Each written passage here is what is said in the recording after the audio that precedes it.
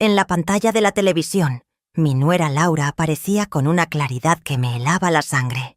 No estaba sola en mi sala. Estaba hablando por teléfono, caminando de un lado a otro, con esa seguridad que siempre mostraba frente a mí. Pero sus palabras, Dios mío, sus palabras eran veneno puro. No te preocupes, la vieja no va a durar mucho aquí. Ya verás cómo la saco antes del año. Mi hijo Ricardo dormía en el cuarto de al lado, ajeno a todo. Ajeno a que su esposa, la mujer que él amaba con devoción, estaba planeando deshacerse de su propia madre. La fecha en la esquina de la grabación decía claramente 23 de septiembre de 2023. Apenas hacía 3 días de eso. 3 días en los que yo había cargado con ese conocimiento como quien carga una piedra en el pecho. Pero esa noche de octubre del 2023, todo iba a cambiar. Porque yo, Marta Ibáñez, a mis 75 años, había aprendido algo que Laura jamás imaginó. Las mismas cámaras que ella instaló para vigilarme podían grabar su verdadero rostro. Y lo habían hecho. Permítanme explicarles cómo llegué hasta aquí, cómo una mujer de mi edad se convirtió en detective de su propia casa, y cómo la tecnología que pretendía someterme se volvió mi mejor aliada. Si encuentras valor en historias como esta, si te identificas con estas experiencias de vida, te invito a que te suscribas al canal. Cada historia que comparto lleva una parte de nosotras, y tu apoyo hace que más mujeres puedan escuchar que nunca es tarde para defenderse. Nací en Monterrey en 1948, cuando esta ciudad todavía conservaba ese aire de pueblo grande que fue perdiendo con los años. Mi familia era de esas que se conocen como gente trabajadora y decente. Mi padre fue ferrocarrilero toda su vida, y mi madre vendía tamales en el Mercado Juárez para ayudar con los gastos. Crecí entre el olor del nixtamal y el silbato del tren que marcaba las horas del día. Éramos 6 hermanos, y yo era la tercera. En mi casa aprendí desde chiquilla que las mujeres teníamos que ser fuertes, no porque alguien nos lo enseñara en palabras bonitas, sino porque la vida misma nos obligaba a serlo. Cuando tenía 18 años, en 1966, conocí a Sebastián Ibáñez en un baile de la colonia. Era un hombre serio, trabajador, empleado de una fábrica textil en la zona de la fundidora. No era romántico ni me llenaba de palabras dulces, pero era noble y responsable. Nos casamos en 1967, en una ceremonia sencilla en la parroquia de Nuestra Señora del Roble. Recuerdo que mi vestido era prestado de una prima y que el banquete fue en el patio de la casa de mis padres, con mole que mi madre había preparado durante 3 días. Sebastián tenía 22 años y yo 19. Comenzamos nuestra vida en un cuartito que rentábamos en la colonia Independencia, con un colchón en el suelo y 2 cajas de madera como muebles. Ricardo nació en 1975, cuando yo tenía 27 años y ya llevábamos 8 de casados. Fue un embarazo difícil que me obligó a guardar reposo los últimos 4 meses. Mi hijo llegó al mundo un martes lluvioso de abril, pesando 3 kilos 200 gramos. Era un bebé hermoso, con los ojos grandes de su padre y mi nariz respingada. Sebastián lloraba de felicidad cuando lo cargó por primera vez, y yo sentí que mi vida finalmente tenía el sentido completo que había estado buscando. Después de Ricardo, intentamos tener más hijos, pero tuve 2 pérdidas que me dejaron el corazón partido y el cuerpo agotado. Los doctores me dijeron que mi útero tenía problemas, que era mejor no intentarlo más, así que Ricardo se convirtió en nuestro todo, en el centro de nuestro universo. Criamos a nuestro hijo con disciplina pero también con mucho amor. Sebastián trabajaba turnos dobles para que Ricardo pudiera ir a una escuela privada, aunque fuera la más económica que encontramos. Yo me dedicaba a la casa y a mi niño, asegurándome de que tuviera todo lo que necesitaba. Le enseñé a ser respetuoso, a valorar el trabajo, a tratar bien a las personas sin importar su condición. Los domingos íbamos a misa juntos y después paseábamos por la macroplaza, comprándole una nieve de limón que era su favorita. Esos recuerdos todavía me calientan el alma cuando los pienso. Ricardo creció y se convirtió en un hombre de bien. Estudió administración de empresas en la universidad, trabajando medio tiempo para ayudarse con los gastos. Era responsable, cariñoso con nosotros, un hijo que cualquier madre desearía tener. Cuando tenía 26 años, en el 2001, conoció a Laura en su trabajo. Ella era secretaria en la misma empresa donde él acababa de entrar como supervisor. Recuerdo la primera vez que la trajo a casa. Era una tarde de sábado, y yo había preparado carne asada porque Ricardo me avisó que vendría con alguien especial. Laura llegó con un vestido azul marino, tacones altos y una sonrisa que mostraba todos sus dientes. Tenía 22 años entonces, 4 menos que mi hijo. Era bonita, eso no lo puedo negar. Delgada, de cabello largo y oscuro, con ojos color miel que llamaban la atención. Desde ese primer encuentro, algo en mi interior me generó desconfianza. No puedo explicarlo bien. Era como una sensación en la boca del estómago, un presentimiento que no tenía forma, ni nombre. La forma en que observaba nuestra casa, cómo sus ojos recorrían cada rincón, como evaluando, calculando. La manera en que se reía muy fuerte cuando Sebastián contaba algo, inclinándose hacia adelante como si fuera la cosa más graciosa del mundo, aunque el chiste no tuviera gracia. Pero sobre todo, la forma en que miraba a Ricardo, con una intensidad que me parecía más posesiva que amorosa. Sin embargo, guardé silencio. ¿Qué iba a decir? ¿Que no me gustaba porque mi instinto me decía que algo no cuadraba? Ricardo estaba enamorado. Se le notaba en los ojos cada vez que la miraba. Y yo, como madre, solo quería verlo feliz. Sebastián, mi esposo, no compartía mis reservas. Él encontraba a Laura educada y simpática. Me decía que yo era muy desconfiada, que todas las suegras piensan que ninguna mujer es suficientemente buena para sus hijos. Tal vez tenía razón. Tal vez yo era la del problema. Así que me tragué mis dudas y traté de darle una oportunidad a esa relación. Ricardo y Laura se hicieron novios formalmente en agosto del 2001. Durante los 2 años que fueron novios, ella venía a casa seguido. Siempre era amable conmigo. Me ayudaba en la cocina cuando la invitaba a hacerlo. Preguntaba por mi salud. Me traía algún detalle de vez en cuando. Una planta, un pañuelo, galletas. Pero había algo calculado en todo eso. Algo que no fluía de manera natural. Era como si estuviera siguiendo un manual de cómo ganarse a tu suegra, cumpliendo con los pasos necesarios pero sin sentimiento real detrás. Se casaron en junio del 2003, en una boda que se hizo en el jardín de eventos Los Girasoles, aquí en Monterrey. Fue una ceremonia bonita, con 150 invitados, música en vivo y banquete completo. Sebastián y yo habíamos ahorrado durante 2 años para ayudar con los gastos, aunque la familia de Laura, que tenía más recursos que nosotros, cubrió la mayor parte. Los papás de ella eran dueños de una distribuidora de refacciones, gente con dinero que vivía en San Pedro. Durante la boda, la mamá de Laura, una señora delgada y elegante llamada Silvia, me trató con una cortesía fría, de esas que te hacen sentir pequeña sin necesidad de palabras directas. El papá, el señor Edmundo, apenas me dirigió la palabra más allá de los saludos básicos. Era evidente que nos consideraban de un nivel social inferior y que la unión de Laura con Ricardo no era exactamente lo que ellos hubieran deseado para su hija. Los primeros años de matrimonio de Ricardo y Laura transcurrieron con relativa normalidad. Ellos rentaban un departamento en la Colonia del Valle. Los dos trabajaban y los veíamos cada 15 días aproximadamente. Laura siempre mantenía esa máscara de nuera perfecta cuando venían de visita. Me preguntaba cómo estaba. Me hacía comentarios sobre algún platillo que había preparado. Escuchaba las historias de Sebastián con aparente interés. Pero yo notaba pequeñas cosas. La forma en que apuraba a Ricardo cuando la visita se extendía más de 2 horas. Cómo desviaba la conversación cuando mi hijo mencionaba algún plan que nos incluyera.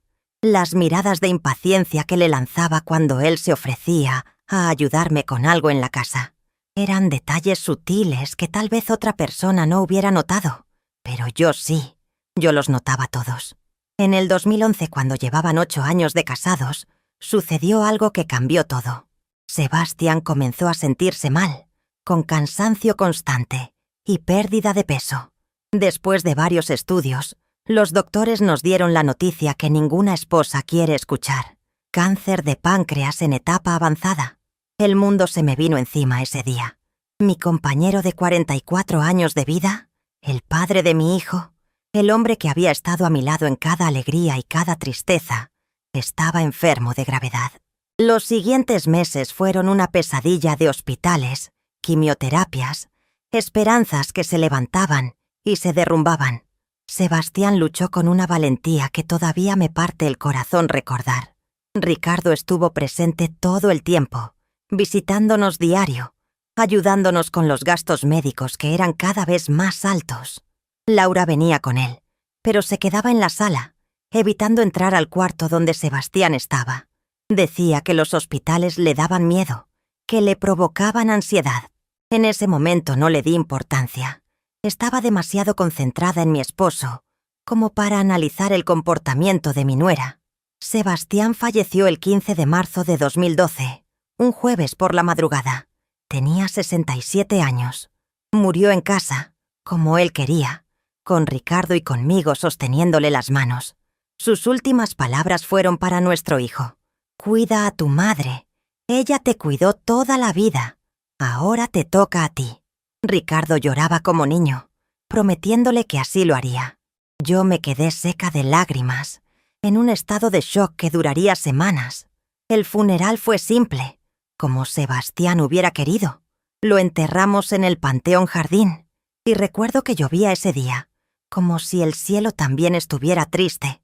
Después de la muerte de Sebastián, me hundí en una depresión profunda. La casa se sentía vacía, enorme, llena de recuerdos que me ahogaban. Me levantaba sin ganas, comía sin hambre, existía sin vivir realmente. Ricardo venía a verme 3 o 4 veces por semana, preocupado por mi estado.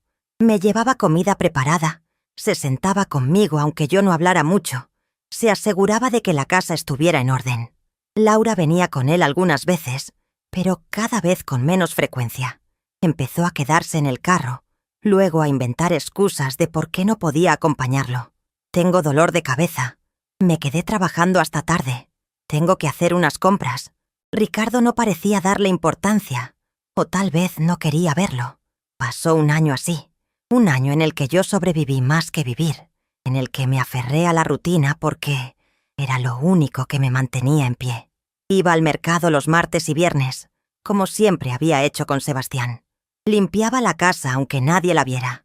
Veía las mismas novelas en la televisión. Comía a las mismas horas. Me acostaba temprano para no pensar tanto. Ricardo seguía siendo mi cable a tierra, mi recordatorio de que todavía tenía una razón para seguir adelante. Él había cumplido la promesa que le hizo a su padre. Cuidaba de mí con dedicación, con amor, con paciencia infinita, ante mi tristeza.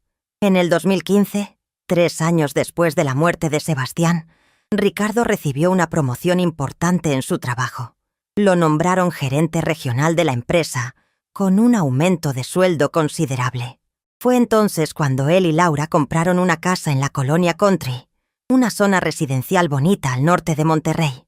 Era una casa de 2 pisos, con jardín amplio, 3 recámaras, cochera para 2 autos. Ricardo estaba orgulloso de ese logro. Me llevó a conocerla antes de que se mudaran.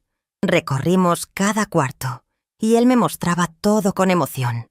«Mira, mamá, aquí va a estar nuestra recámara. Este cuarto de arriba puede ser para visitas. El jardín está perfecto para hacer carnes asadas los domingos». Yo me alegraba por él, por su éxito, por todo lo que había logrado con su esfuerzo. Se lo merecía completamente. Cuando se mudaron a la casa nueva, las visitas de Ricardo se espaciaron un poco más. Ya no venía 3 o 4 veces por semana, sino 2, a veces 1. Lo entendía perfectamente. Tenía más trabajo con su nuevo puesto, más responsabilidades, y además estaba arreglando su casa nueva, instalándose.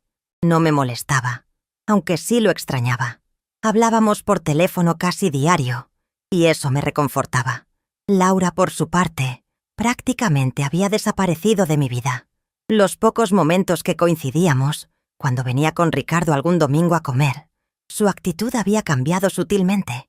Ya no hacía tanto esfuerzo por aparentar. Se mostraba más distante, menos interesada en conversar conmigo, más enfocada en su teléfono celular que en la convivencia familiar. Los años siguientes transcurrieron de esa manera. Yo vivía sola en la casa de la colonia Independencia, la misma donde había criado a Ricardo, la que estaba llena de memorias de Sebastián. Tenía mis rutinas, mis amigas del mercado con quienes platicaba, mi vida simple pero tranquila.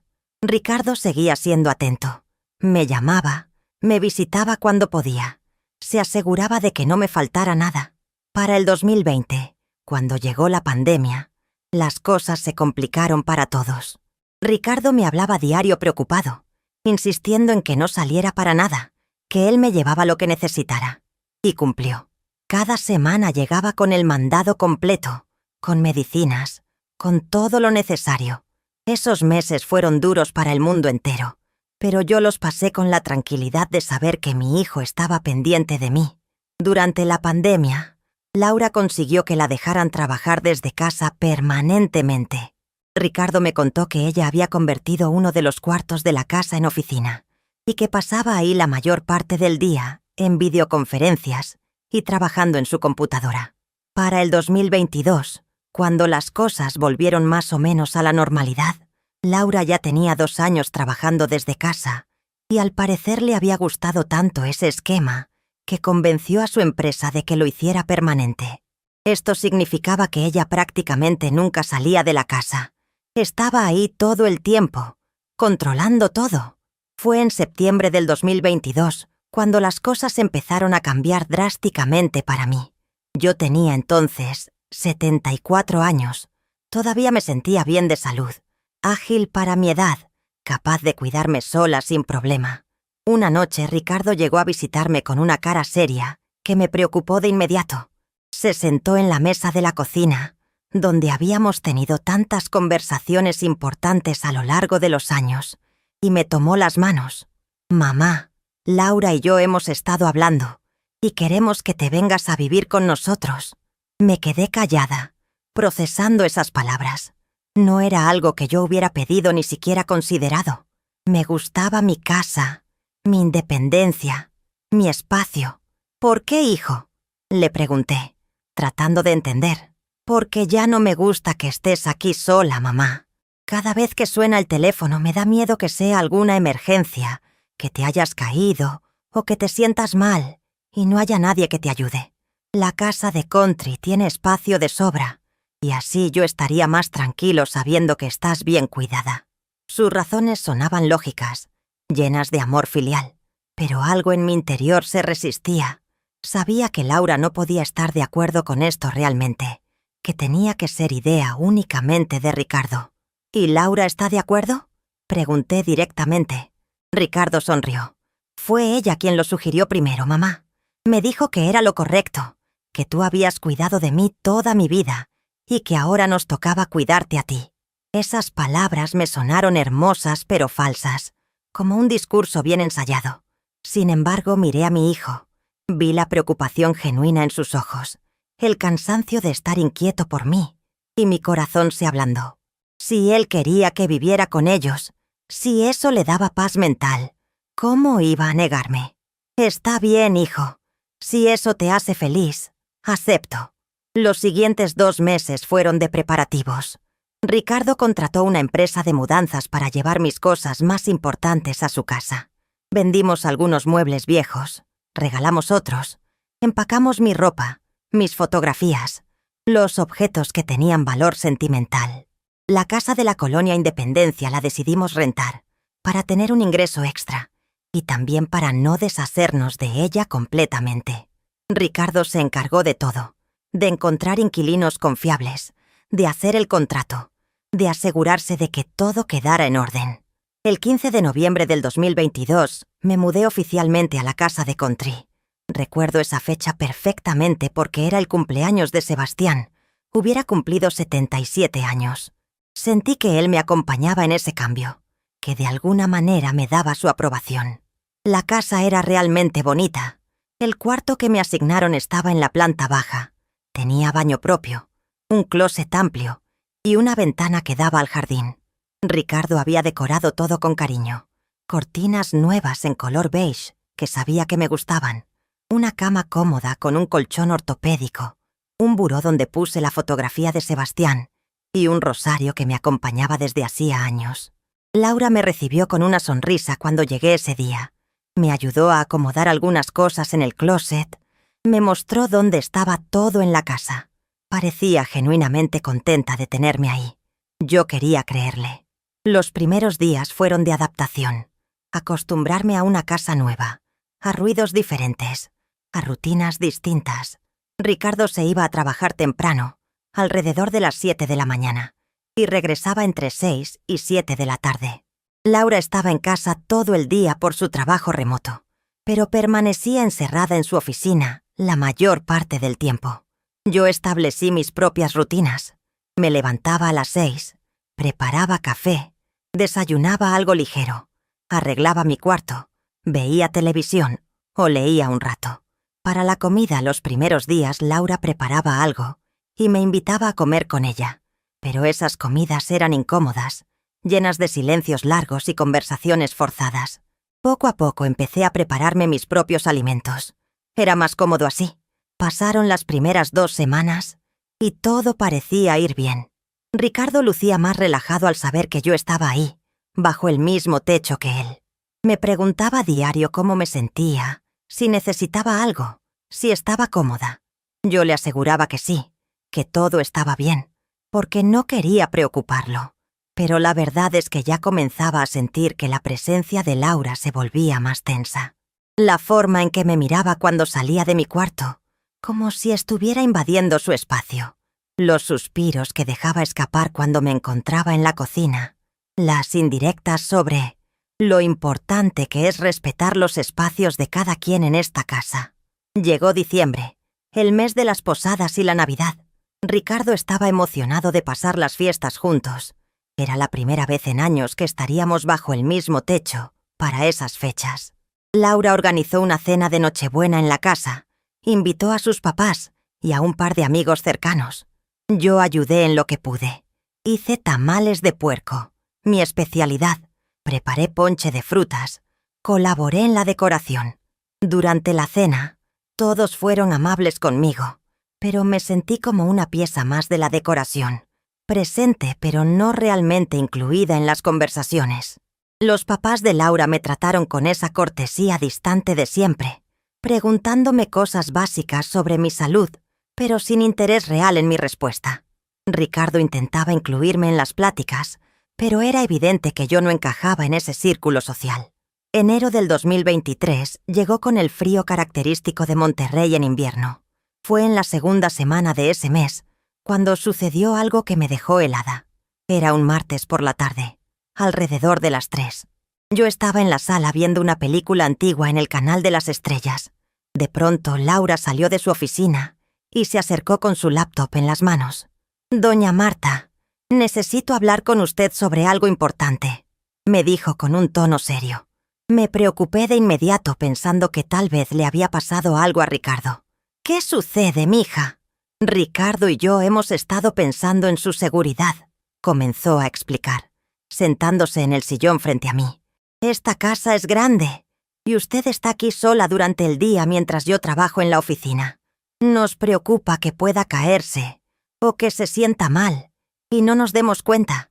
Así que decidimos instalar unas cámaras de seguridad en las áreas comunes de la casa». La forma en que lo dijo sonaba razonable, llena de preocupación, pero algo en mi estómago se retorció. «¿Cámaras?», pregunté sin entender completamente. «Sí, cámaras de vigilancia. Son pequeñas, discretas, con conexión a Internet. Yo puedo verlas desde mi teléfono o mi computadora mientras trabajo. Así si veo que usted necesita algo o que está pasando algo inusual, puedo bajar a ayudarla inmediatamente. Es por su bienestar, para cuidarla mejor». Sus palabras tenían lógica, pero mi instinto me gritaba que había algo más. «¿Y Ricardo está de acuerdo con esto?» «Fue idea de él, doña Marta. Él está muy preocupado por su seguridad. De hecho, ya compramos las cámaras. Llegan mañana. El técnico viene a instalarlas el jueves. Me quedé sin palabras. No sabía si sentirme cuidada o vigilada. Había una diferencia enorme entre esas dos cosas, pero en ese momento no supe cómo expresarlo. ¿Dónde van a estar esas cámaras?, pregunté finalmente. En la sala, en la cocina y en el pasillo que da a su cuarto. No dentro de su cuarto, por supuesto, porque respetamos su privacidad, solo en las áreas comunes para asegurarnos de que esté bien. Asentí lentamente, sin saber qué más decir. Cuando Ricardo llegó esa noche, le pregunté sobre las cámaras. Él me confirmó todo lo que Laura había dicho. Me aseguró que era únicamente por mi seguridad, que así él podría estar tranquilo en el trabajo, sabiendo que si algo pasaba, Laura se daría cuenta inmediatamente. Es tecnología moderna, mamá. Muchas familias lo hacen ahora. No es nada raro. El jueves 12 de enero del 2023, tal como Laura había dicho, llegó un técnico a instalar las cámaras. Eran 4 en total. Una en la esquina de la sala apuntando hacia el sofá y la televisión. Otra en la cocina sobre la alacena, capturando toda el área de preparación de alimentos. Una tercera en el comedor. Y la última en el pasillo que conectaba mi cuarto con el resto de la casa.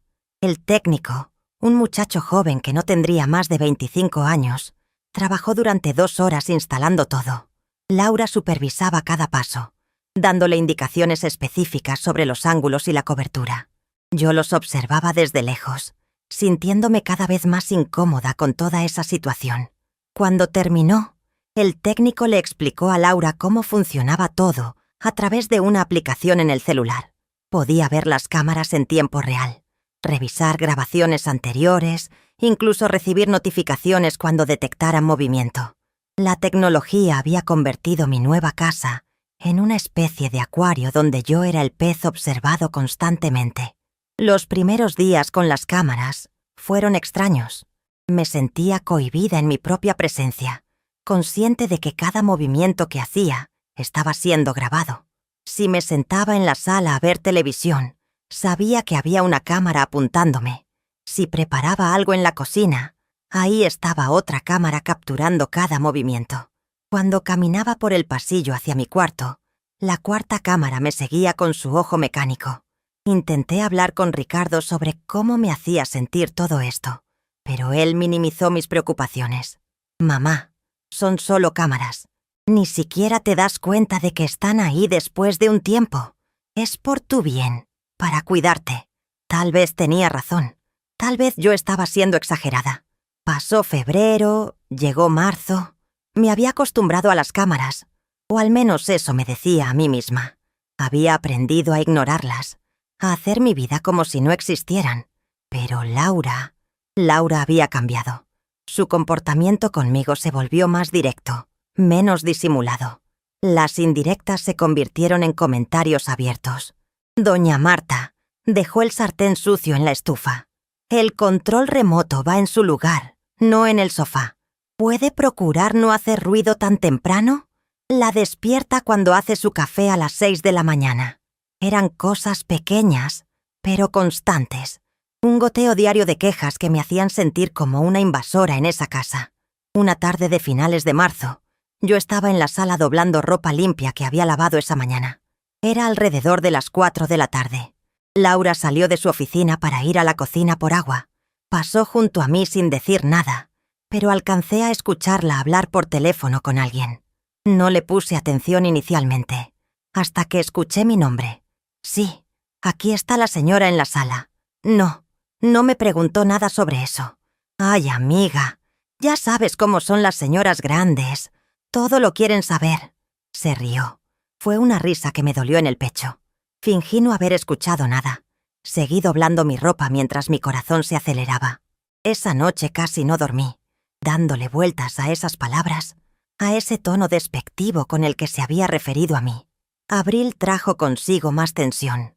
Laura ya ni siquiera intentaba disimular su molestia por mi presencia. Cuando Ricardo estaba en casa, ella era una persona completamente diferente. Atenta, cariñosa, la esposa perfecta. Pero en cuanto él se iba a trabajar, la máscara caía.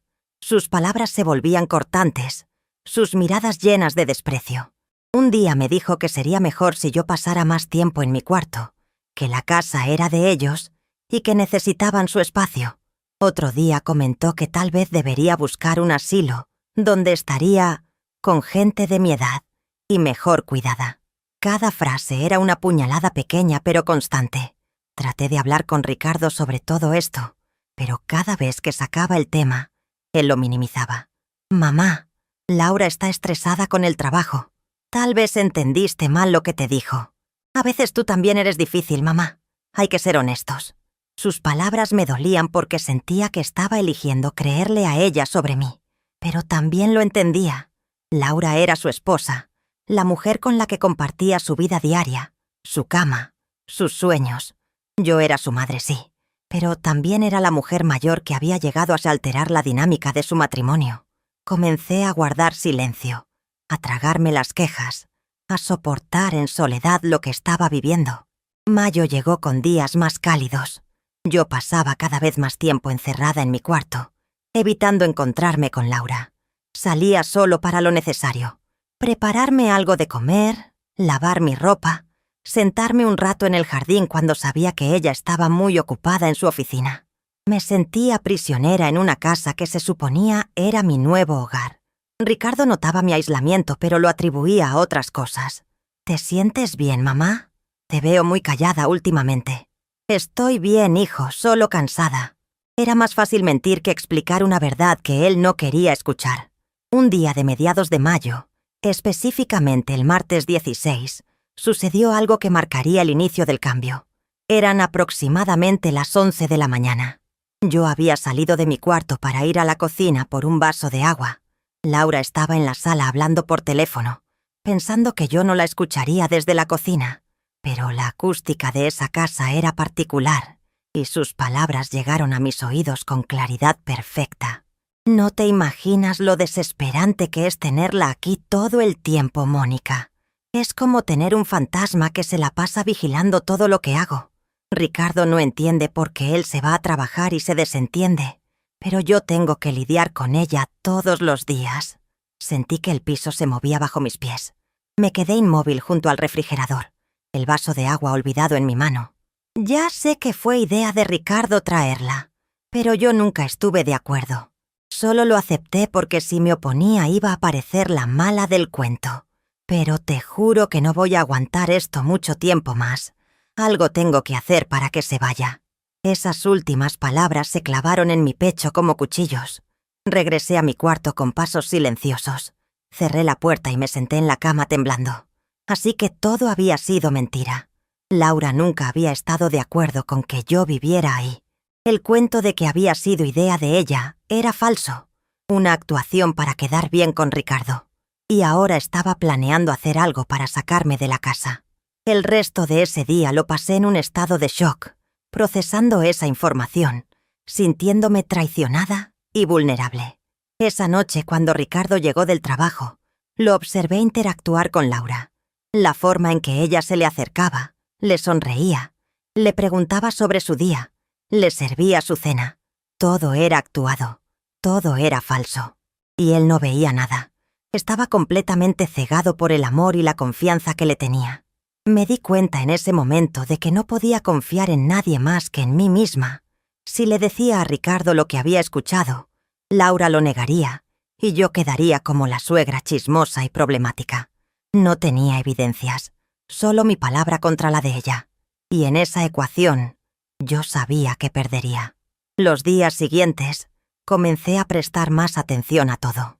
A los movimientos de Laura, a sus conversaciones telefónicas cuando creía que yo no estaba cerca, a la forma en que cambiaba completamente su actitud cuando Ricardo aparecía. Era como vivir con dos personas diferentes. Hubo un momento específico, el jueves 25 de mayo, cuando Laura estaba en la cocina hablando por teléfono con alguien de su trabajo. Yo estaba en mi cuarto, pero había dejado la puerta entreabierta. La escuché decir: «Sí, tengo que estar en la junta virtual a las 3, pero primero debo asegurarme de que la señora esté en su cuarto. No puedo concentrarme si anda rondando por la casa». La escuché suspirar profundamente. «No sabes lo que daría por tener mi casa de vuelta como antes. sin tener que estar preocupándome por si la vieja necesita algo o si está haciendo ruido. La vieja. Así me llamaba cuando creía que nadie la escuchaba. No doña Marta, no la mamá de Ricardo. La vieja. Ese desprecio en 2 palabras me dolió más que cualquier insulto directo. Cerré la puerta de mi cuarto completamente y me senté en la cama, las lágrimas corriendo por mis mejillas. ¿Cómo había llegado a esto? ¿Cómo había pasado de vivir tranquila en mi propia casa a ser la vieja que estorbaba en la casa de mi propio hijo? Junio trajo consigo más de lo mismo. Laura continuaba con su doble cara, la esposa perfecta frente a Ricardo, la mujer hostil cuando estábamos solas. Pero yo había comenzado a observar algo más. Las cámaras que supuestamente se habían instalado para cuidarme eran en realidad una forma de control. Laura las revisaba constantemente. Lo sé porque empecé a notar patrones. Si yo pasaba más de cierto tiempo en la cocina, ella salía de su oficina a ver qué estaba haciendo. Si me sentaba en la sala a ver televisión, al rato aparecía con algún pretexto para estar ahí también. Las cámaras le daban información en tiempo real de cada uno de mis movimientos, y ella usaba esa información para controlar mi rutina, para hacerme sentir observada, para recordarme que en esa casa no había espacio verdaderamente mío. Un día, el lunes 12 de junio específicamente, estaba yo en la sala viendo las noticias. Era alrededor de las 2 de la tarde. Laura estaba en su oficina en una de sus interminables videoconferencias. De pronto, escuché su voz elevarse. Estaba discutiendo con alguien sobre un proyecto de trabajo. La discusión duró varios minutos, y cuando terminó, la escuché hacer otra llamada inmediatamente. «Mamá, ¿no te imaginas el día que llevo...? Sí, el proyecto está siendo un caos total. Y encima tengo que estar lidiando con la suegra aquí en la casa todo el tiempo». Hizo una pausa, escuchando lo que su mamá le decía. Ya sé que fue mi decisión aceptar que viniera. Pero, ¿qué iba a hacer? Si me oponía, Ricardo se iba a enojar conmigo. Otra pausa. No, mamá. No es que sea mala persona, pero es que no entiendes lo que es tener tu espacio invadido así. Me siento observada en mi propia casa. Irónico, ¿no? Yo puse las cámaras para vigilarla a ella, pero soy yo la que se siente vigilada. Esas palabras me confirmaron lo que ya sospechaba. Las cámaras no eran para cuidarme, eran para vigilarme, para controlarme, para tener evidencia visual de todo lo que yo hacía. Pero en su queja sobre sentirse observada en su propia casa, Laura había plantado una semilla en mi mente, una semilla pequeña que empezaría a crecer en las siguientes semanas. Julio fue especialmente difícil. Laura había comenzado a poner reglas en la casa, sugerencias que eran en realidad órdenes disfrazadas. Doña Marta, sería mejor si desayuna en su cuarto. Así yo puedo trabajar en paz en las mañanas sin ruidos que me distraigan. Por favor, procure no usar la sala entre 10 y 12. Ese es mi horario de juntas importantes y necesito que la casa esté en silencio. Sería ideal si pudiera hacer su lavado los días que Ricardo está en casa. Así no tiene que usar la lavadora cuando yo estoy trabajando. Cada sugerencia me arrinconaba más hacia mi cuarto, limitaba más mi espacio, me hacía sentir más invisible. El viernes 21 de julio, Ricardo había salido de viaje de trabajo a Ciudad de México. Estaría fuera el fin de semana completo. Laura y yo nos quedamos solas en la casa. Ese sábado por la mañana, yo estaba en la cocina preparándome un café. Laura entró, me miró con una frialdad que me heló la sangre y me dijo: «Doña Marta, necesitamos hablar seriamente». Mi corazón comenzó a latir más rápido. «Dígame, esto no está funcionando. Usted viviendo aquí ha alterado completamente la dinámica de mi matrimonio y de mi casa. Ricardo no lo ve porque es su mamá y está cegado por el amor filial. Pero yo sí lo veo claramente». Me quedé callada, sosteniendo mi taza de café con manos temblorosas. «Creo que sería mejor para todos si usted considera buscar otras opciones. Hay asilos muy buenos aquí en Monterrey, lugares donde estaría con gente de su edad, donde tendría actividades, cuidado médico constante». «¿Me está corriendo de la casa de mi hijo?», pregunté con voz temblorosa pero firme. No la estoy corriendo. Le estoy sugiriendo que piense en lo que es mejor para usted y para nosotros. Esto no puede continuar así. Esa conversación me dejó devastada. Pasé el resto del fin de semana encerrada en mi cuarto, llorando en silencio, sintiéndome completamente impotente. Cuando Ricardo regresó el domingo por la noche, Laura fue toda dulzura y alegría. Le recibió con besos y sonrisas. Le preguntó sobre su viaje. Le sirvió la cena. Él no tenía ni idea de lo que había pasado en su ausencia. Yo tampoco le dije nada. ¿Para qué? Ella lo negaría. Diría que yo estaba exagerando o malinterpretando. Y yo quedaría como la problemática. Agosto llegó con un calor asfixiante característico de Monterrey en verano. Yo seguía viviendo en esa casa, pero sintiendo que cada día era una batalla por mantener mi dignidad y mi espacio. Laura había intensificado su campaña de hacerme sentir no deseada. Sus comentarios eran cada vez más directos, sus reglas más restrictivas, su presencia más asfixiante. Un martes de principios de agosto, el día 8 específicamente, yo estaba en el jardín sentada bajo la sombra de un árbol. Era temprano por la mañana, alrededor de las 7. Laura salió de la casa con su teléfono pegado a la oreja, hablando con alguien. No me vio porque estaba de espaldas. La escuché decir: «Te digo que ya no aguanto más esta situación. Necesito encontrar la forma de que se vaya sin que parezca que yo la estoy corriendo. Porque si Ricardo piensa que fui yo, va a haber problemas en el matrimonio».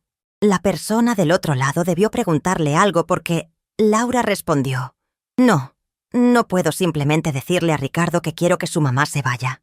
Me va a ver como una villana. Necesito que él mismo se dé cuenta de que esto no funciona. Que él sea quien tome la decisión». Hizo una pausa. «Estoy trabajando en eso. He empezado a hacerle comentarios sutiles sobre lo difícil que es tener a alguien más en la casa, sobre cómo ha cambiado nuestra privacidad, nuestra rutina. Poco a poco voy sembrando la semilla en su cabeza». Se rió. Fue una risa calculadora que me hizo sentir náuseas. «Dale tiempo. Eventualmente va a ceder. Solo necesito ser paciente y estratégica». En ese momento, sentada bajo ese árbol escuchando cómo mi nuera planeaba manipular a mi hijo para que me sacara de la casa, algo se rompió dentro de mí. No fue un quiebre de derrota, sino de determinación.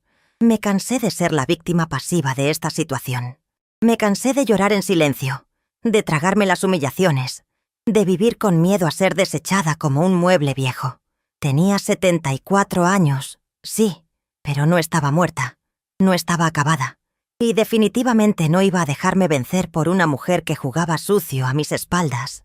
Esa misma tarde, mientras Laura estaba encerrada en su oficina en una de sus juntas virtuales, hice algo que nunca había hecho antes. Tomé mi teléfono celular, ese que Ricardo me había regalado hacía un par de años y que yo apenas usaba para llamadas básicas, y empecé a investigar. Busqué información sobre las cámaras de seguridad, sobre cómo funcionaban, sobre si las grabaciones se guardaban en algún lado. Tardé horas en entender la tecnología, leyendo artículos en Internet, viendo videos tutoriales en YouTube. Mis ojos cansados se esforzaban por entender toda esa información, pero mi determinación era más fuerte que mi cansancio. Descubrí que ese tipo de cámaras guardaba las grabaciones en una aplicación por cierto tiempo, generalmente entre 30 días y 3 meses, dependiendo del plan de almacenamiento.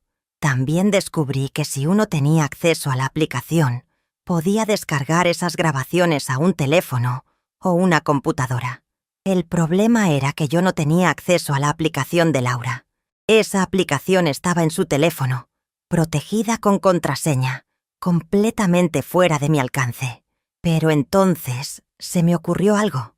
Si las cámaras grababan todo lo que pasaba en las áreas comunes, entonces también habían grabado todas las conversaciones telefónicas que Laura tenía cuando creía que yo no la escuchaba, todas sus quejas sobre mí, todos sus planes para sacarme, todos sus comentarios despectivos. Todo estaba ahí, en algún servidor de Internet, esperando ser recuperado. El problema era cómo acceder a esas grabaciones. Pasé varios días pensando en diferentes opciones. ¿Pedirle ayuda a alguien? ¿A quién? No tenía amigos cercanos que entendieran de tecnología. ¿Contratar a alguien para hackear la cuenta de Laura?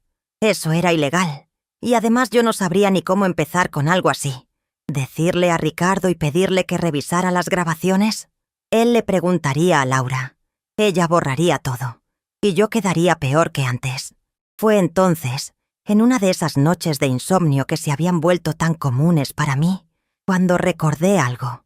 El día que el técnico instaló las cámaras, Laura le había dado su correo electrónico para crear la cuenta de la aplicación. Yo estaba ahí, observando, y aunque no le puse mucha atención en ese momento, algo en mi memoria había registrado esa información.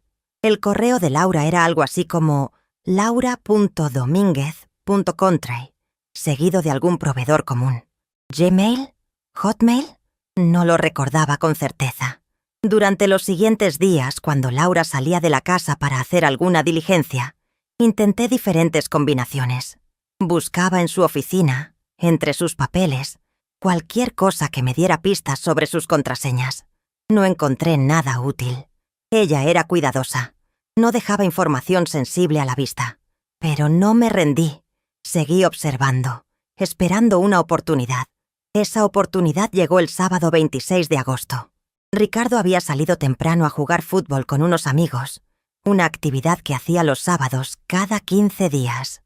Laura recibió una llamada de su mamá pidiéndole que fuera urgentemente a su casa porque había tenido un problema con una tubería rota. Laura salió apurada, dejando su laptop abierta en la mesa del comedor. Había estado trabajando en algo y salió tan rápido que olvidó cerrarla. Mi corazón latía con fuerza mientras me acercaba a esa computadora. Sabía que lo que estaba a punto de hacer era una invasión a su privacidad, pero ya no me importaba. Ella había invadido la mía primero con esas cámaras. La laptop estaba desbloqueada. En la pantalla había varias ventanas abiertas, un documento de trabajo, su correo electrónico, y ahí, entre las pestañas del navegador, estaba la aplicación de las cámaras de seguridad abierta en la versión web. No podía creer mi suerte. Con manos temblorosas, empecé a navegar por la aplicación.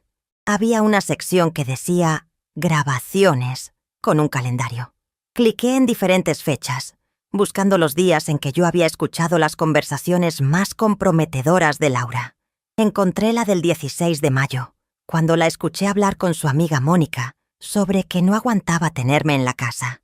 Ahí estaba, grabada en video, su voz clara diciendo cada palabra que yo había escuchado. Encontré la del 25 de mayo, cuando me llamó la vieja. La del 12 de junio, cuando le dijo a su mamá que se sentía observada en su propia casa. Y la más reciente, del 8 de agosto, cuando reveló su plan de manipular a Ricardo para que me sacara de la casa. Cada grabación era una pieza de evidencia. Mi corazón latía tan fuerte que pensé que me daría un infarto ahí mismo. Busqué la opción de descargar los videos. La aplicación permitía descargarlos directamente a la computadora o compartirlos por correo electrónico. No me atreví a descargarlos a su computadora porque Laura se daría cuenta. En cambio, me apresuré a tomar mi teléfono celular. Recordé que Ricardo me había enseñado a usar el correo electrónico en mi teléfono, aunque yo casi nunca lo usaba. Mi correo era algo sencillo. martaibañez, 45@gmail.com. Con dedos torpes por los nervios, ingresé mi correo electrónico en la opción de compartir. Seleccioné las 4 grabaciones más comprometedoras y presioné «Enviar». La aplicación mostró un mensaje de «enviando», que pareció durar una eternidad. Finalmente apareció «enviado con éxito». Cerré rápidamente todas las ventanas que había abierto, dejando la laptop exactamente como la había encontrado, y regresé a mi cuarto con las piernas temblando. Me encerré en mi habitación y revisé mi correo electrónico en el teléfono. Ahí estaban los 4 videos, cada uno con su fecha y hora claramente marcadas. Los abrí uno por uno para verificar que se hubieran transferido correctamente. La calidad era buena, el audio claro. Podía verse a Laura hablando por teléfono. Podía escucharse cada palabra venenosa que salía de su boca. Tenía evidencia. Finalmente tenía evidencia irrefutable ¿De quién era realmente Laura cuando nadie la estaba viendo? Laura regresó alrededor de 1 hora después. Yo estaba en mi cuarto, fingiendo leer un libro, pero mi mente estaba revolucionada. Tenía las pruebas. Ahora la pregunta era qué hacer con ellas. ¿Mostrárselas a Ricardo inmediatamente? ¿Esperar el momento adecuado? ¿Confrontar primero a Laura? No sabía cuál era la mejor estrategia. Esa noche, cuando Ricardo llegó del fútbol, lo observé durante la cena. Veía cómo interactuaba con Laura, cómo le sonreía, cómo le contaba sobre su día. Él la amaba genuinamente. Eso era evidente. Mostrarle esos videos iba a destrozarlo. Iba a romper la imagen que tenía de su esposa. Pero, ¿no merecía saber la verdad? ¿No merecía saber que la mujer con la que compartía su vida era capaz de esa falsedad, de esa manipulación? Pasé toda esa noche y el día siguiente pensando. El domingo, durante la comida familiar, mientras Laura fingía ser la nuera atenta sirviéndonos a Ricardo y a mí, como si fuéramos lo más importante de su vida, tomé una decisión. No iba a mostrarle los videos a Ricardo todavía. Primero necesitaba más evidencia. Necesitaba que Laura se confiara más, que se grabara diciendo algo aún más comprometedor. Porque si le mostraba solo esos videos, ella podría inventar alguna excusa, decir que estaba desahogándose con una amiga, que todo mundo se queja de vez en cuando, que las palabras se habían sacado de contexto. No, yo necesitaba algo irrefutable, algo que ni con toda su labia pudiera explicar. Septiembre llegó. Yo había cambiado. Ya no era la señora asustada y sumisa que había sido durante meses. Ahora era una mujer con un propósito, con una misión. Seguía las mismas rutinas externas, seguía aceptando las reglas arbitrarias de Laura, seguía fingiendo que todo estaba bien cuando Ricardo estaba en casa, pero por dentro estaba vigilante, atenta, esperando, y Laura, sin saberlo, seguía dándome material. El martes 5 de septiembre, la escuché hablar con su amiga Mónica nuevamente. Era alrededor de las 3 de la tarde. ¿Sabes qué? Ya me cansé de esperar a que Ricardo reaccione. Voy a tener que tomar medidas más directas. Hubo una pausa mientras escuchaba a su amiga. Estoy pensando en hablar con un abogado para ver qué derechos tiene ella realmente en esta casa. Porque técnicamente la casa está a nombre de Ricardo y mío. Ella no tiene ningún derecho legal de estar aquí. Si le exijo que se vaya, se tiene que ir. Otra pausa. Ya sé que Ricardo se va a molestar, pero eventualmente lo va a superar. Prefiero lidiar con su enojo temporal que seguir viviendo así, indefinidamente. Cada palabra era oro puro para mi caso. Las cámaras lo grababan todo. Esa noche, cuando Laura salió a hacer ejercicio al gimnasio como hacía 3 veces por semana, volví a acceder a su laptop que había dejado en el comedor. Ya había memorizado que su contraseña eran los dígitos de su fecha de nacimiento, 1978. La descubrí porque un día la vi ingresarla cuando creía que yo estaba en mi cuarto. Entré a la aplicación de las cámaras, busqué la grabación de esa tarde y la envié a mi correo electrónico. Durante ese mes, recopilé 6 grabaciones más. Cada una revelaba un nuevo nivel de la falsedad de Laura. En una, estaba hablando con su mamá sobre cómo planeaba convencer a Ricardo de que yo estaba empezando a mostrar signos de demencia para justificar meterme a un asilo. Es fácil, mamá. Solo tengo que empezar a comentarle que la encuentro confundida, que repite cosas, que olvida las conversaciones. Él ni siquiera va a cuestionar a Arlo porque confía en mí. En otra grabación, del 15 de septiembre, la escuché decir: honestamente, a veces deseo que le pase algo, que se caiga o que le dé un infarto. Así todo se resuelve naturalmente sin que yo tenga que hacer nada. Esas palabras me helaron la sangre, pero también fortalecieron mi resolución. El 23 de septiembre fue un día especialmente significativo. Laura estaba hablando por teléfono, paseándose por la sala mientras yo supuestamente estaba en mi cuarto. Pero había dejado mi puerta entreabierta y podía escucharla claramente. No te preocupes, la vieja no va a durar mucho aquí. Ya verás cómo la saco antes del año. Tengo todo planeado. Poco a poco le estoy metiendo en la cabeza a Ricardo que tenerla aquí está afectando nuestro matrimonio, que necesitamos nuestro espacio de pareja. Es solo cuestión de tiempo antes de que él mismo tome la decisión de buscarle otro lugar donde vivir. Se rió. Esa risa que ya me era tan familiar y tan odiosa. Y lo mejor de todo es que él va a creer que fue idea suya, que lo está haciendo por nuestro bien como pareja. Nunca va a saber que fui yo quien lo manipuló para que llegara a esa conclusión. Esa grabación fue la última que necesitaba.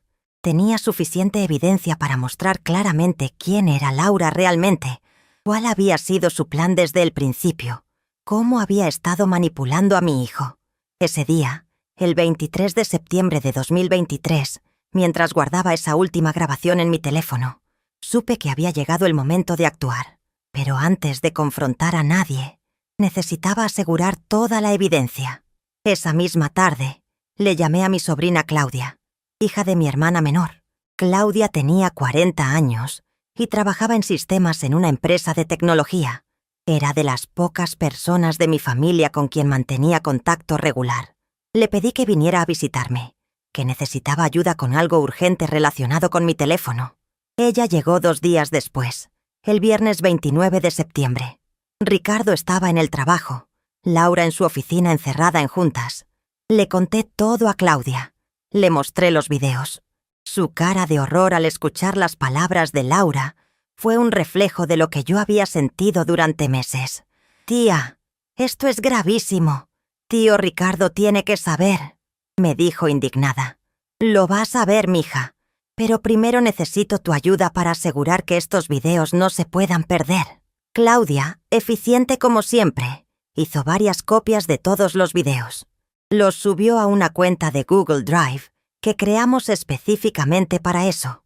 Los grabó en 2 memorias USB que había traído y se aseguró de que mi teléfono también los tuviera respaldados en la nube. «Listo, tía. Ahora esta evidencia está protegida en 4 lugares diferentes. No hay forma de que se pierda». Le pedí también que me ayudara con algo más. Necesitaba organizar todos esos videos de manera cronológica, con las fechas y horas claramente visibles, tal vez en una carpeta o presentación que fuera fácil de mostrar. Claudia pasó la siguiente hora trabajando en su laptop. Creó una carpeta digital perfectamente organizada, con cada video nombrado por fecha y un breve resumen de su contenido. También hizo una presentación en PowerPoint, con capturas de pantalla de los momentos más reveladores de cada video, junto con transcripciones de las frases más importantes. «Para que cuando se lo muestres a tío Ricardo, sea imposible que no entienda la gravedad de todo esto», explicó. Antes de irse, Claudia me abrazó fuerte. «Tía, eres la mujer más valiente que conozco. A tu edad, aprender a usar toda esta tecnología para defenderte. Me tienes muy orgullosa». Sus palabras me llenaron de una calidez que no había sentido en meses. No estaba sola en esto. Tenía evidencia sólida. Tenía un plan. Y tenía el apoyo de al menos un miembro de mi familia. Octubre comenzó, y yo sabía que había llegado la hora. Había recopilado suficiente evidencia, la había asegurado, y ahora necesitaba elegir el momento perfecto para revelársela a Ricardo. No podía ser un día cualquiera, en una conversación casual.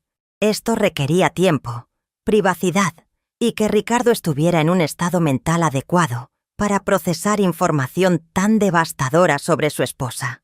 La oportunidad llegó el jueves 5 de octubre. Ricardo mencionó durante el desayuno que Laura iba a ir a Guadalajara el viernes y sábado para una capacitación de su trabajo. Ella se iría temprano el viernes y regresaría el domingo por la tarde.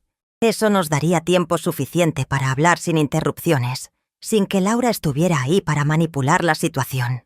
El viernes 6 de octubre, Laura se fue a las 7 de la mañana al aeropuerto. Ricardo la llevó y regresó alrededor de las 8:30. Trabajó desde casa ese día, algo que había empezado a hacer los viernes cada tanto. Yo esperé pacientemente todo el día. Preparé la cena, uno de sus platillos favoritos: mole con pollo, arroz y frijoles refritos. Cuando terminamos de cenar, alrededor de las 8 de la noche, respiré profundo y le dije: «Hijo, necesito hablar contigo sobre algo muy importante. Necesito que me des tiempo y que escuches todo Antes de decir nada, Ricardo me miró preocupado. ¿Qué pasa, mamá? ¿Estás bien de salud? Estoy bien físicamente, hijo. Pero no he estado bien emocionalmente desde que me mudé aquí. Y necesito que sepas por qué. Nos sentamos en la sala, en ese mismo espacio donde tantas cosas habían sucedido durante los últimos meses. Saqué mi teléfono. Mis manos temblaban ligeramente. Antes de mostrarte lo que tengo que mostrarte, necesito que sepas que no hago esto para lastimarte.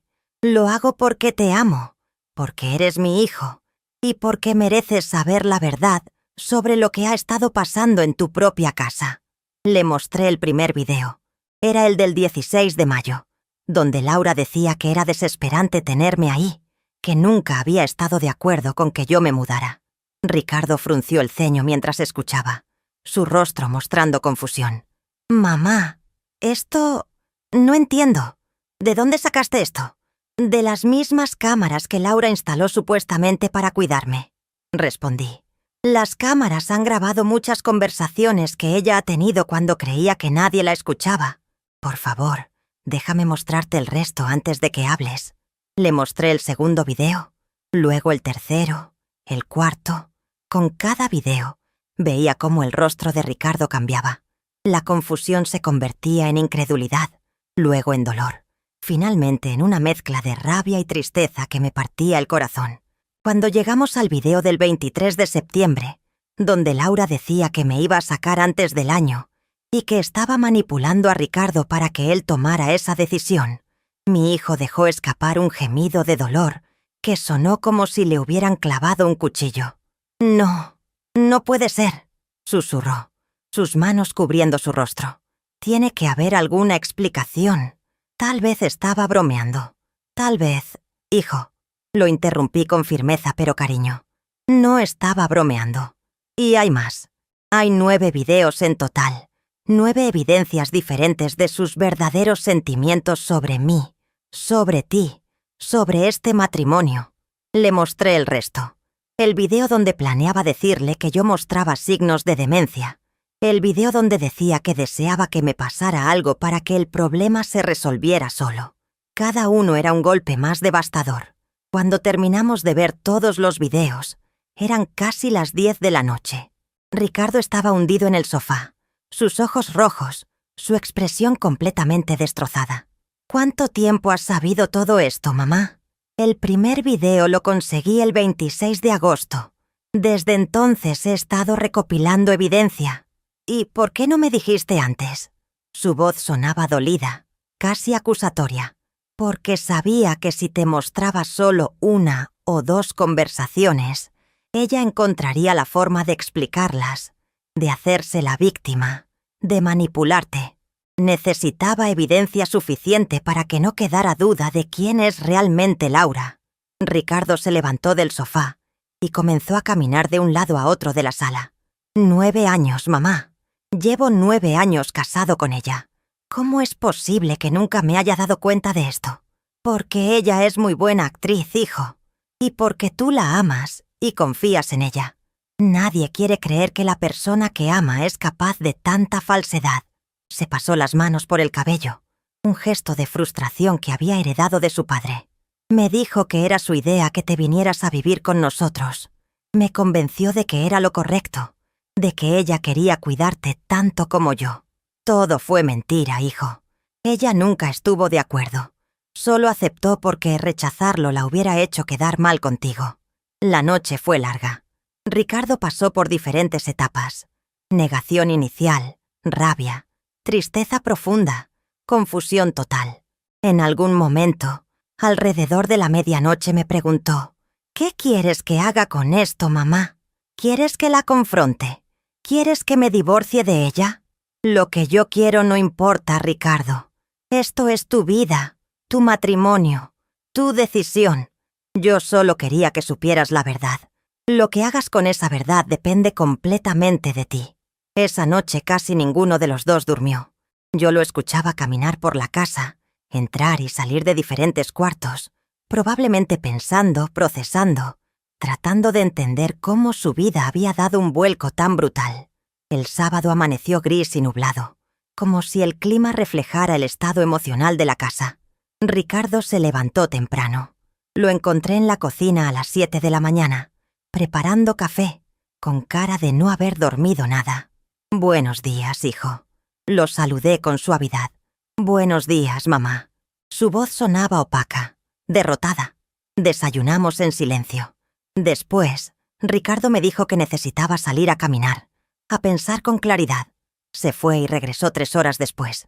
Cuando volvió, se sentó conmigo en la mesa del comedor. «He estado pensando toda la noche y toda la mañana. Necesito confrontarla con esto.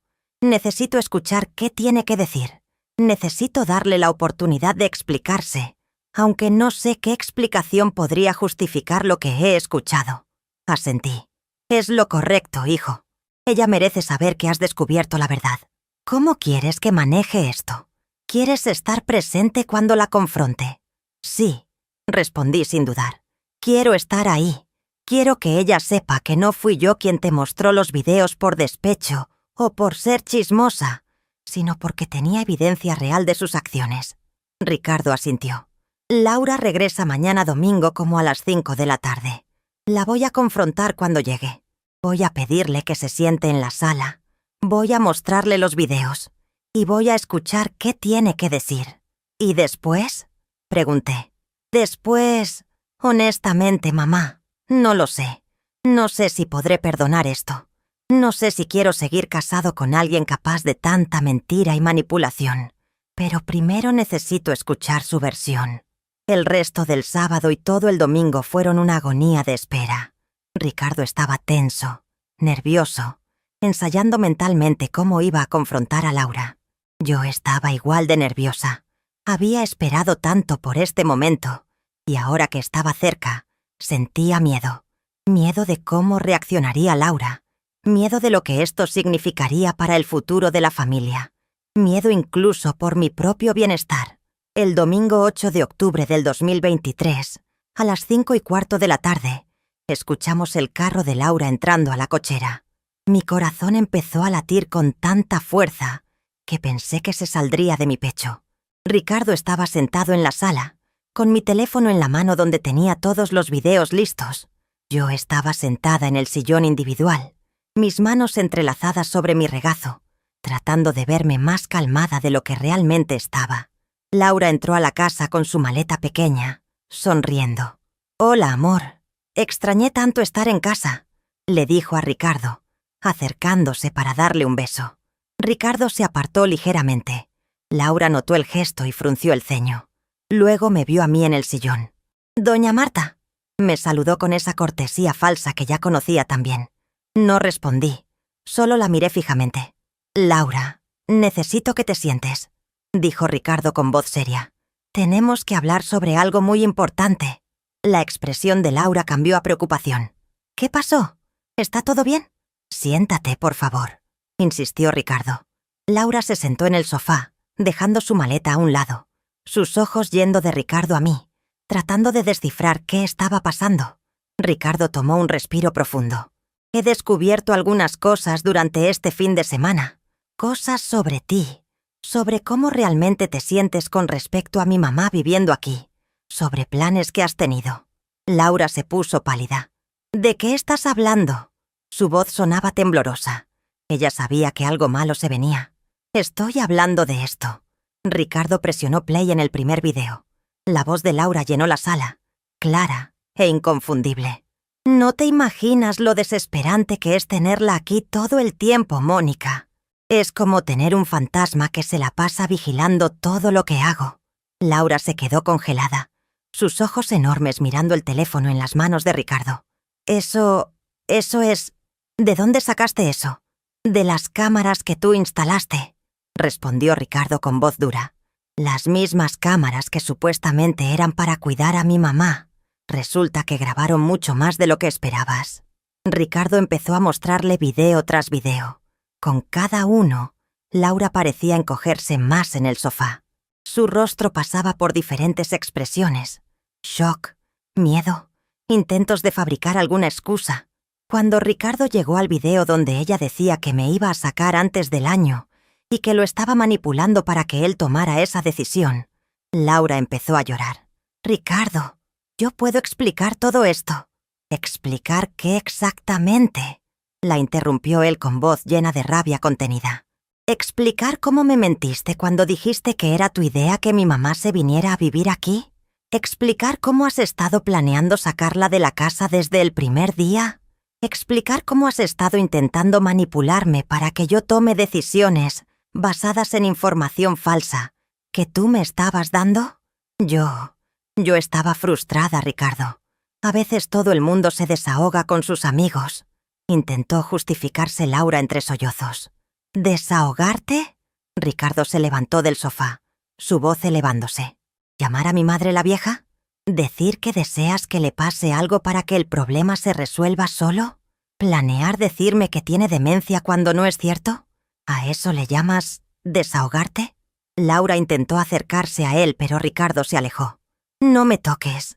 No puedo ni mirarte en este momento». Se volvió hacia mí. «Mamá, ¿puedes darnos un momento a solas? Por favor».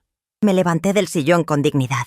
Antes de salir de la sala, me acerqué a Laura y la miré directamente a los ojos. 9 meses, le dije con voz firme. 9 meses he aguantado tus desprecios, tus humillaciones, tus planes para deshacerte de mí. Todo porque no quería causar problemas entre tú y mi hijo. Pero tú misma cavaste tu tumba con tu boca y tu falsedad. Las cámaras que instalaste para controlarme terminaron exponiendo tu verdadero rostro. Laura no dijo nada. Solo seguía llorando. Me retiré a mi cuarto y cerré la puerta. Desde mi habitación podía escuchar las voces elevadas. Ricardo y Laura discutiendo. Ella tratando de justificarse. Él cada vez más furioso. La discusión duró más de 2 horas. En algún momento escuché cosas romperse. Tal vez ella había tirado algo en su desesperación. Cerca de las 8 de la noche, todo quedó en silencio. Me pregunté qué habría pasado, si habrían llegado a algún tipo de resolución, o si simplemente se habían agotado de gritar. Alrededor de las 9, alguien tocó a la puerta de mi cuarto. «Mamá, ¿puedo pasar?». Era Ricardo. «Adelante, hijo». Entró y se sentó en la orilla de mi cama. Se veía agotado, demacrado, como si hubiera envejecido 10 años en un solo día. Le dije a Laura que se vaya de la casa. Le dije que necesito tiempo para pensar si quiero seguir casado con ella o no, pero que no puedo tenerla aquí en este momento. Se va a ir a casa de sus papás mientras decidimos qué va a pasar con este matrimonio. Sentí una mezcla de alivio y tristeza. Alivio porque finalmente Laura tendría que enfrentar las consecuencias de sus acciones. Tristeza porque sabía que esto le estaba causando un dolor terrible a mi hijo. ¿Estás bien, hijo? No, mamá, no estoy bien. Siento que mi vida entera era una mentira. Me pregunto cuántas otras cosas me habrá mentido. ¿En qué más puedo confiar? Lo abracé y él lloró en mis brazos como cuando era niño pequeño y se lastimaba jugando. Laura se fue de la casa esa misma noche. Hizo una maleta con ropa y algunas pertenencias básicas. Cuando pasó frente a mi cuarto rumbo a la salida, se detuvo un momento. Pensé que tal vez iba a decir algo, a ofrecer alguna disculpa, pero solo me miró con una mezcla de odio y derrota antes de seguir caminando. La puerta principal se cerró. Escuchamos su carro arrancar y alejarse. La casa quedó en un silencio extraño, como si después de la tormenta todo estuviera en suspenso. Los siguientes días fueron difíciles para Ricardo. Tuvo que tomar unos días de permiso en el trabajo porque no estaba en condiciones de concentrarse. Pasaba horas solo, procesando todo. Laura lo llamaba constantemente, le mandaba mensajes suplicándole que hablaran, que le diera otra oportunidad, que no tomara decisiones apresuradas. Él no le contestaba. Necesitaba espacio, necesitaba tiempo. Yo intentaba darle ese espacio mientras también estaba disponible para él. Cocinaba sus comidas favoritas, nos sentábamos juntos en las noches a ver televisión, aunque ninguno realmente prestaba atención. Una noche, como una semana después de que Laura se fuera, Ricardo me dijo: «Mamá, necesito saber algo. ¿Tú alguna vez viste señales de cómo era Laura realmente? ¿Desde antes de que me casara con ella?». Suspiré. «Hijo, desde el primer día que la conocí tuve un presentimiento, Pero no podía decirte, no te cases con ella porque tengo un mal presentimiento. No tenía evidencia de nada, solo mi instinto de madre. Debí haberte escuchado, dijo con voz llena de arrepentimiento. No, hijo, tú seguiste tu corazón, y ella fue muy buena ocultando su verdadera naturaleza. Esto no es tu culpa. Durante el mes de octubre, Ricardo comenzó a ver las cosas con más claridad. Recordaba momentos del pasado que ahora cobraban nuevo sentido. Las veces que Laura inventaba excusas para no visitarme cuando estaba sola. Las indirectas que hacía sobre familias que no saben poner límites. Los comentarios sutiles que había hecho durante años sobre asilos y cómo algunas personas estarían mejor atendidas profesionalmente. Todo había sido parte de un patrón que él no había querido ver. El 2 de noviembre, Día de Muertos, Ricardo y yo fuimos juntos al panteón a visitar la tumba de Sebastián. Limpiamos la lápida, pusimos flores frescas, encendimos una veladora. Tu papá estaría orgulloso de cómo manejaste esta situación, le dije a Ricardo mientras estábamos ahí, parados frente a la tumba. ¿Tú crees? Estoy segura. Él te enseñó a defender lo que es correcto, a proteger a tu familia, a no tolerar la mentira. Ricardo se arrodilló frente a la tumba. Papá, me hubiera gustado que estuvieras aquí para aconsejarme. Mamá necesitaba que la defendiera, y casi fallo. Casi permito que siguieran lastimándola porque estaba cegado. Lloró ahí, en el panteón, dejando salir todo el dolor y la confusión que había estado cargando. A mediados de noviembre, Ricardo tomó una decisión. Inició los trámites de divorcio. No quería intentar salvar un matrimonio construido sobre mentiras y manipulación. Laura trató de contactarlo múltiples veces, primero suplicando, luego enojada, finalmente amenazando con quedarse con la mitad de todo. Ricardo contrató a un buen abogado, alguien que pudiera manejar el divorcio de manera justa pero firme. El proceso legal tomaría meses, pero la decisión estaba tomada. La vida comenzó a acomodarse en una nueva normalidad. Ricardo y yo viviendo juntos en esa casa de country, pero ahora sin la sombra oscura de Laura sobre nosotros. Él seguía procesando la traición. Tenía días buenos y días malos. Yo estaba ahí para apoyarlo, tal como él había estado para mí durante tantos años. Las cámaras seguían instaladas en la casa. Ricardo propuso quitarlas, pero yo le dije que no era necesario. Déjalas ahí, hijo. Ya no me molestan. Ahora solo graban la vida tranquila de dos personas viviendo en paz. Él sonrió. Fue la primera vez que lo vi sonreír genuinamente desde que todo había explotado. En diciembre, Ricardo conoció los términos del acuerdo de divorcio que el abogado de Laura había propuesto. Ella quería la mitad del valor de la casa, la mitad de los ahorros y una compensación adicional por daños emocionales. Ricardo y su abogado contrademandaron, presentando los videos como evidencia de la manipulación y el intento de Laura de hacerme daño. El caso se complicó. Probablemente se extendería hasta bien entrado el 2024, pero Ricardo estaba preparado para lo que viniera. Para las fiestas de fin de año, Ricardo decidió que necesitábamos algo de alegría después de tantos meses difíciles. Organizamos una cena de Nochebuena. Invitamos a mi hermana y su familia, a Claudia, mi sobrina, que tanto nos había ayudado, a algunos amigos cercanos de Ricardo. La casa se llenó de vida, de risas, de conversaciones genuinas. Fue la primera vez en mucho tiempo que me sentí realmente en casa, realmente bienvenida, realmente valorada. Claudia se acercó a mí durante la cena y me dijo al oído: «Tía, eres una inspiración. A tus 75 años, aprendiste tecnología, recopilaste evidencia, defendiste tu lugar en el mundo. Ojalá yo tenga tu valentía cuando llegue a tu edad». Sus palabras me llenaron de orgullo. No me había visto a mí misma como valiente, solo como una mujer haciendo lo necesario para sobrevivir y proteger su dignidad.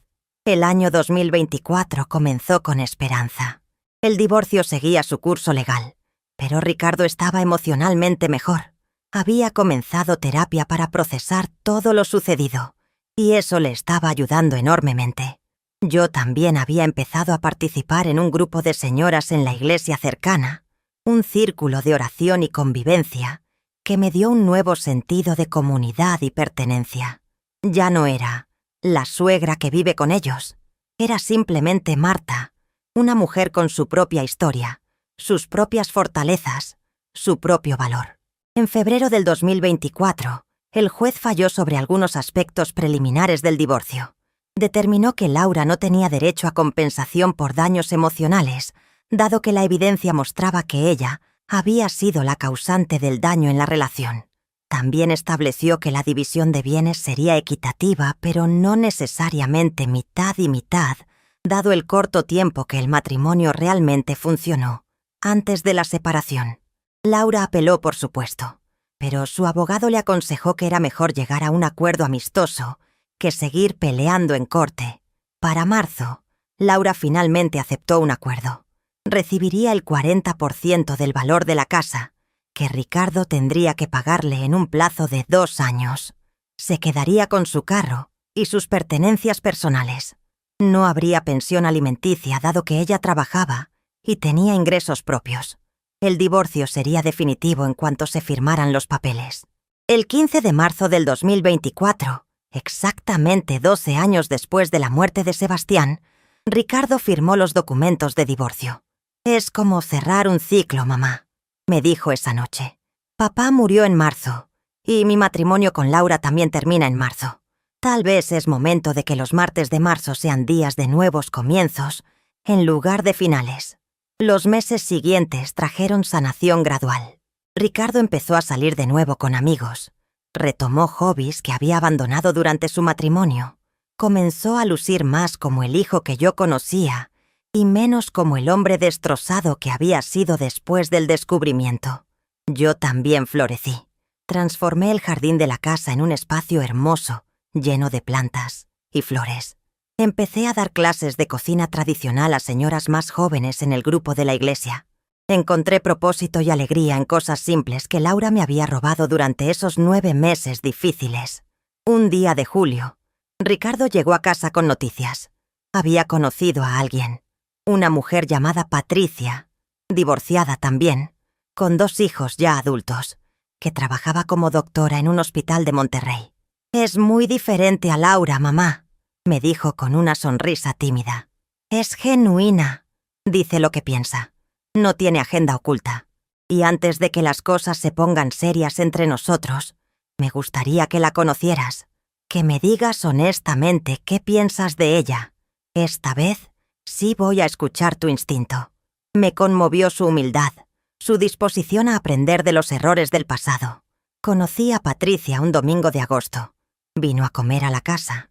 Era una mujer de 52 años, cabello canoso que no intentaba ocultar, arrugas de expresión alrededor de sus ojos por sonreír mucho, y una calidez genuina que se sentía desde el primer momento. No fingió interés en mí, tenía interés real. Me preguntó sobre mi vida, sobre cómo había sido criar a Ricardo, sobre mis recetas de cocina, sobre la historia con Laura. Ricardo le había contado todo, no había secretos. «Doña Marta», me dijo hacia el final de la comida, «quiero que sepa que si Ricardo y yo llegamos a tener una relación seria, nunca intentaría reemplazar el lugar que usted tiene en su vida. Una madre es insustituible, y cualquier mujer que no entienda eso no merece estar con un buen hombre como su hijo». Después de que se fue, Ricardo me preguntó ansiosamente, «¿Y bien, mamá? ¿Qué te pareció?» Sonreí. «Me parece que es una mujer de verdad, hijo, con defectos y virtudes reales, no una máscara perfecta que oculta veneno. Mi instinto me dice que es buena persona, pero tómate tu tiempo, no te apresures. Ya tuviste un matrimonio basado en ilusiones. Asegúrate de que el siguiente, si lo hay, sea basado en verdad». Ricardo me abrazó.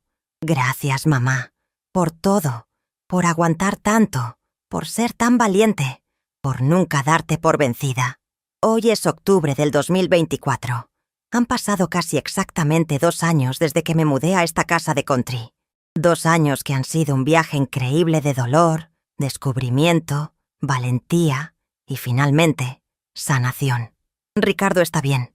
Su relación con Patricia va despacio, pero sólida. Yo estoy bien. más fuerte de lo que nunca pensé que podría ser, a mis 75 años. Las cámaras siguen ahí, pero ya no graban traiciones ni falsedades. Ahora solo capturan momentos cotidianos de una familia real, imperfecta, pero honesta. Aprendí muchas lecciones en estos 2 años. Aprendí que la tecnología, esa cosa que siempre me había parecido tan complicada y ajena, puede ser una herramienta poderosa cuando se usa correctamente.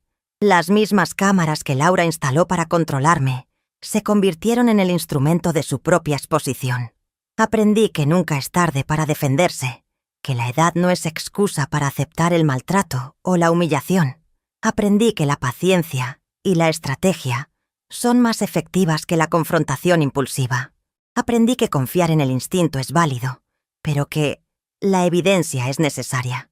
Pero, sobre todo, aprendí que la verdad siempre encuentra la forma de salir a la luz.